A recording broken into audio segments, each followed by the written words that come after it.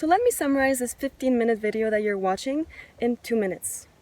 If you want to become fluent in Spanish fast, guys, you have to immerse yourself in the language. That's what I did when I came to Peru. Okay, I didn't move to Peru to learn Spanish, but I did fall in love with the llamas here, and so did my little boy. Okay, stay with me. I know we can't travel right now, for obvious reasons, but there's still a way you can immerse yourself in Spanish at home. Y ahora puedo hablar español casi perfectamente. Alright, there's a better way to do this. With Overcome the Barrier, you can take one-on-one online Spanish classes with native speakers right at home. Hold up, it gets better. Are you ready to take immersion to the next level? And if you're a visual person, you will love this.